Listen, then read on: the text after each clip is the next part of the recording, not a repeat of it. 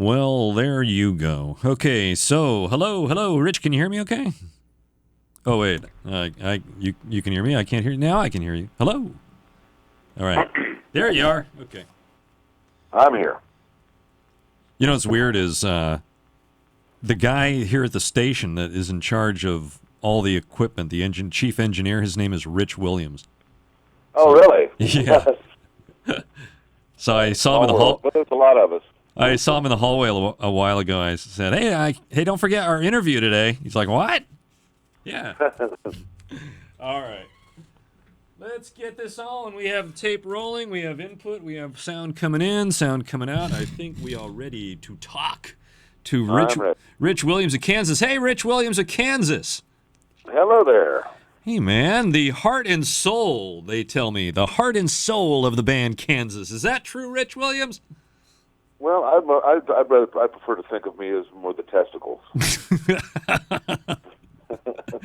No, but I mean, you've been there the whole run, the whole run of the band, right? The whole time. Yes, I have. Yep, since the get-go. Not a lot of guys can say that, you know? No, it's sometimes it feels like it's been forever, and sometimes it feels like yesterday. Through how many? 14, 15 studio albums, something like that, 6 live albums? And, I don't know. Yeah, lots of them. Yeah, a few anyway. But you were an original guitarist with the band, right, from the early days. How did the group get together? Could you synopsize it for us, Rich? Oh, to make a very long story short, I saw the Beatles on Ed Sullivan, and like just about everybody in Topeka, Kansas, everybody wanted to be in a band, and just about everybody was. There was garage bands everywhere. And so I took guitar lessons, and this is summer between first and second year of high school. And then, so junior year in high school, once you took a few lessons, it wasn't that hard to play a few chords and get in a band. And Phil Ehart, the Kansas drummer, and me, this first band I was ever in. So we've been playing together since 1966.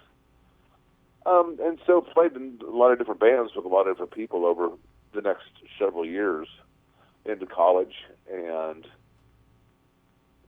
some of us just kind of, while other people went off to the day job and stuff, some of us kind of wanted to keep doing this. And I think really what attracted the Kansas guys together was wanting to do original material, but wanting to do original material that was actually original, something a little bit more outside the box, and not worry about the day job, and just to be in a band, just out of a love of playing. And that's really how we got started, was a love of it and a hobby, but it somehow turned into a career and a lifetime.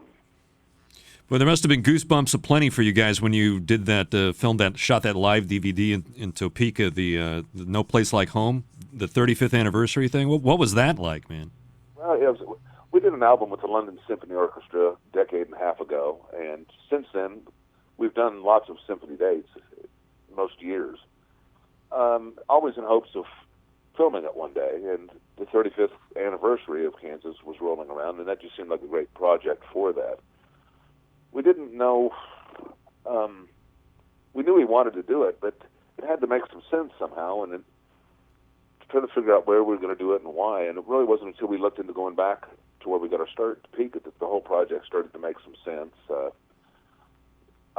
We did it at Washburn University in Topeka, I went to college there. Phil Ehart went to school there. Kerry Livgren went to school there. None of us graduated, but we did sort of go. I know what that's like. the producer, Jeff Glixman, I played in bands with him prior to Kansas. He lived across the street from Washburn. His dad was a teacher there. The girl that runs White Concert Hall, her father owned the music store where I took my first guitar lessons. Wow. So it really was a coming home. Yeah. To do this project. And then it started to gel and make sense. Yeah. It's a big undertaking to do something like that, and whereas like tonight, it's another show, you know, and it's kind of in our wheelhouse. It's what we do. Yeah. But something like that has months of preparation, and knowing it's being filmed, and you know, it's expensive to do to have 10 high definition cameras shooting this. So we're not the Rolling Stones. We can't shoot 8 nights in a row and pick the best of it. Right. It's one time through. Yeah. Enjoy yourself. Don't screw up. And this has been recorded digitally for all time. Yeah. So actually, once the show starts, it's okay. But those nights leading up to it, pretty restless evenings. Well, it was not. It was not. You know, Rich, it was really nice to see that thing do so well and sell so well too. I mean, it was, I think, top 5 right out of the box. Yeah, it's we're very proud of it. It's we hoped it would come out well, and it really came out a lot better than we anticipated. Yeah, so talking about the show tonight with Styx and Foreigner, how are things going on the road with you guys? Is it like old times, or how's that been? Well, we just finished 4 in a row, and had a day off to catch a breath, and then we're going back at it. It's going great. It's been big crowds, really good. It's a good lineup, and we've known each other for a long time. We've been working with Styx off and on since the 70s. We've done entire tours together. We've gone to Europe together. Foreigner, we did the Foreigner 4 tour in Europe. So we've worked with each other for a long time, and it runs very smooth. There's no, we're way past the big heads and the egos, so the crews all get along. So it's one big happy family out here on the road. No, that's great, man, and I'm sure you're going to have a great crowd at Gibson Amphitheatre, because the response to the show has just been, people are climbing over each other for the tickets. I mean, so. Well, it's a great place to play, great place to see a band. We've been there maybe 4 times previous to this, and glad to be back. Yeah. So anything coming up for Kansas recording? Anything new for the band in the works? Well, right now we're getting through this, and then as soon as the Foreigner Styx tour is over, we're jumping right back into symphony dates. Oh, okay, great. So we've got, I think, 13 on the books right now, going through the year, and plus just other Kansas dates, and that takes us up into the holidays. Oh, okay. At that point, we'll start thinking about what we're doing next.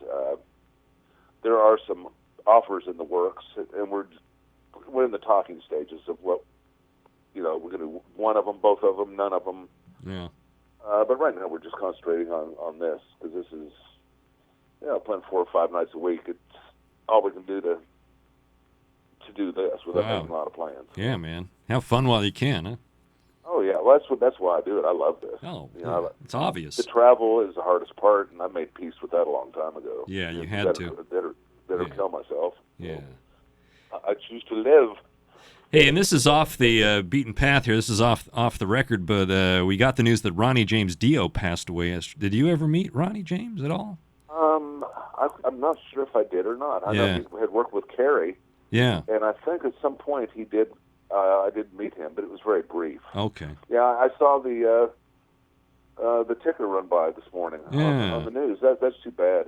I just heard a week ago that he had to cancel the tour, and and this and that. And so, wow, that was quick. I know, it really was. It was really, really sudden. And we had just sent some listeners to a Heaven and Hell rehearsal down in the San Fernando Valley. It was a backstage. They got 50 listeners got in to see Heaven and Hell rehearse in this little rehearsal room. And that was only, 9-10 months ago or so. Maybe it was the mid-last. No, I take that back. It was probably like summer of last year, I guess, maybe. But anyway, yeah, you're right. It was so fast. So we knew he was sick, but man, just like that. All right, well, Rich Williams and Kansas, always great to have you guys in town, and cannot wait for tonight when you play Gibson Amphitheatre with Styx and Foreigner. That's going to be one great show. So. Yeah, it's the response has been fantastic for the shows we've done. It's a great night, a great place to see a band. So. All right, well, carry on, my wayward son. I shouldn't say that. But kind of had corny, to. But it's appropriate. It's right. That's right. That's right. Hey, hold on 1 second here, Rich. Get your back on.